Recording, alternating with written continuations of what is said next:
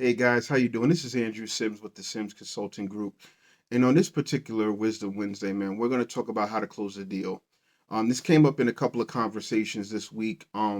Simply, some people have the ability to set appointments, right? Get in front of potential buyers or even get interviews for potential employment and things like that, but don't necessarily get the answer that they want, right? A lot of times it's maybe we'll get back to you.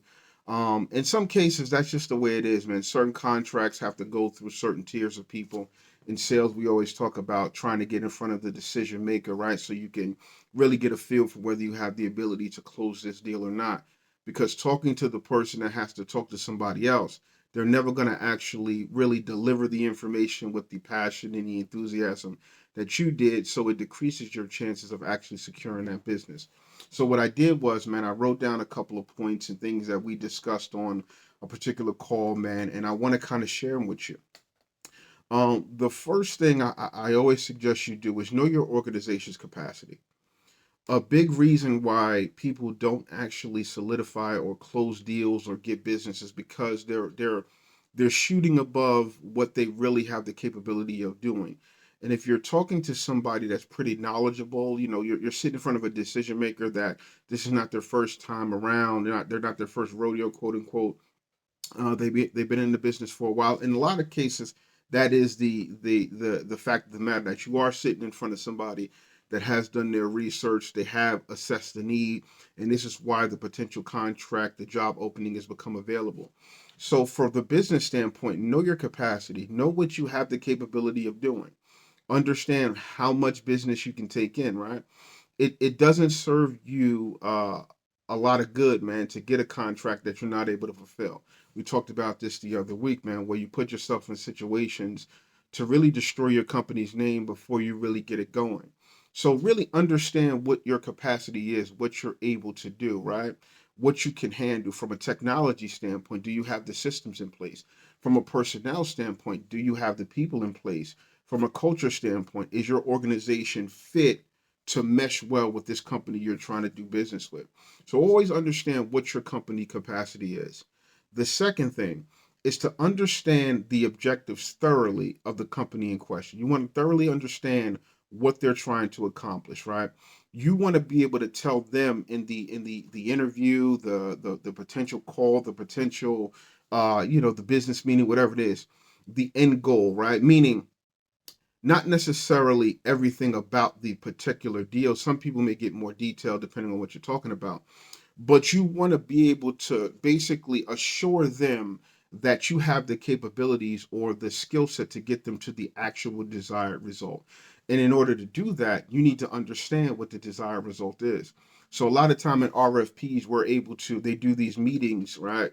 At the beginning of the, because a lot of times these contracts are not written thoroughly enough for you to truly grasp what it is that they're trying to do, right? The true objective. They'll have a lot of, if it's like if you write a story for a business, if you work in project management, and the story is kind of high level, right?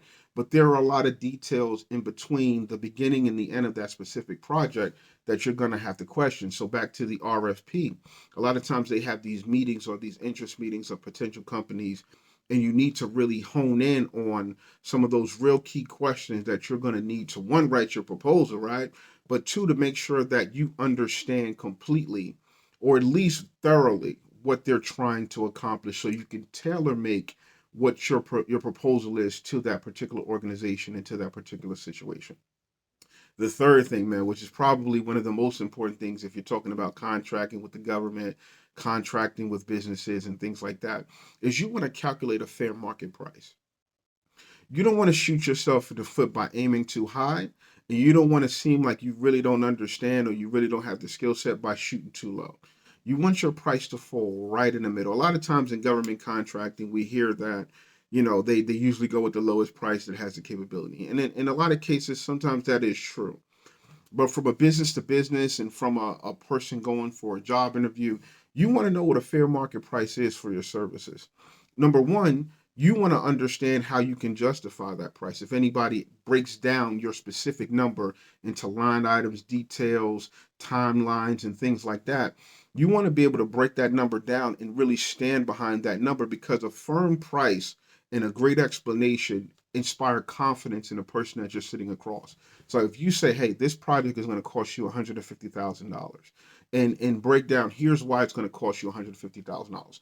Now, sure, we can do it for 100, right? It can be accomplished for 100, but it's going to be patchwork. It's going to be this or that, right?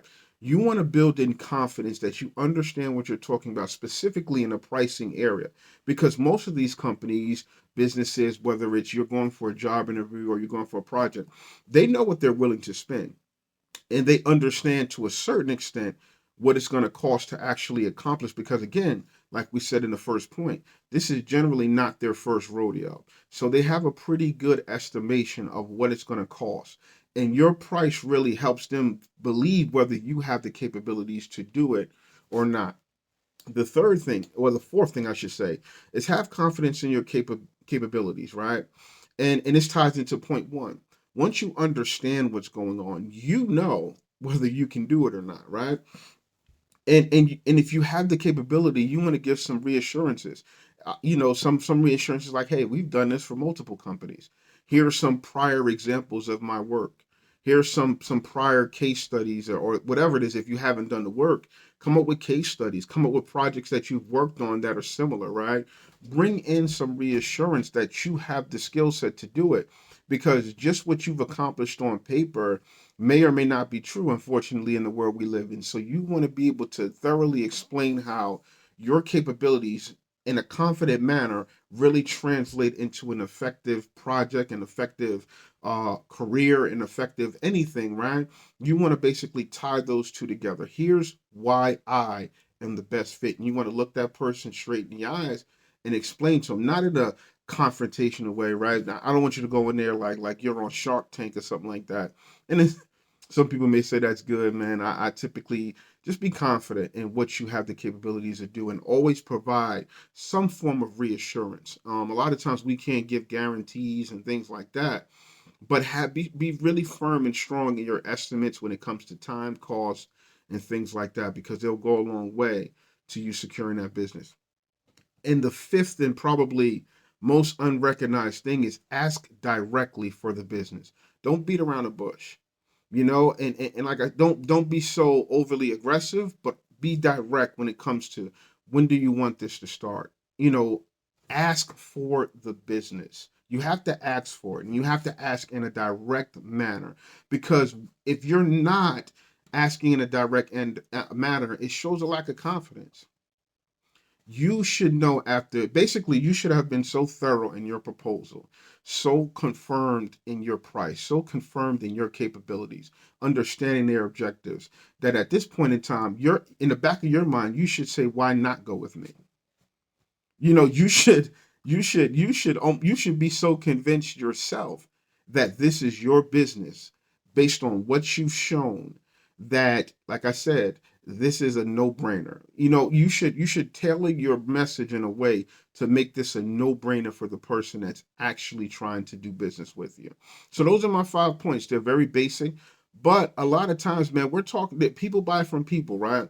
We're having conversations with people, and your nonverbal cues, your things like that make a difference.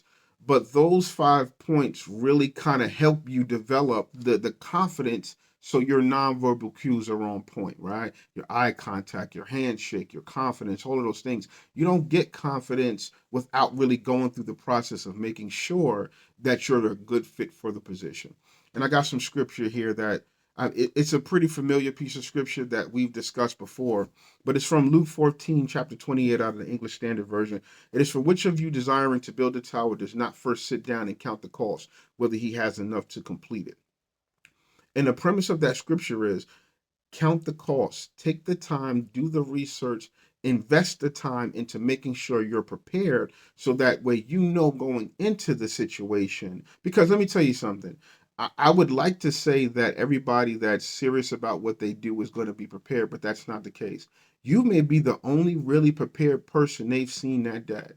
There are so many horror stories about people coming to proposal meetings, corporate interest meetings and things like that, very unprepared because of all kinds of reasons, right? And some of them are, It may be justifiable, right? But at the end of the day, you want to make sure that that's not you. So invest the time, invest the research, calculate the price, understand the objectives, present the price in an effective manner, know your capabilities, ask for the business directly so you can secure the business. Count that cost, man. Do the work. Do the work before you get the check, and that'll assure in some cases, right? It's not 100%. I'm not saying that every time you do this you're going to get the deal, but you begin to get better. You begin to become a better closer, quote unquote. From taking it from a sales standpoint, you become a better closer. But make sure you do your research, man. Make sure you know why you're asking for what you're asking for, which is the business, and put it in a way, man, that I'm here to serve you. You know what I'm saying? I'm here to provide a quality service. This is what I do. This is a part of my purpose. Here's what I can do for you, and here's what it's going to cost you. Now come do business with me. Once again, guys, man, I know that was a pretty brief Wisdom Wednesday, but it was very important, man, especially if you're out there on you can use that, like I said, for job interviews and things like that.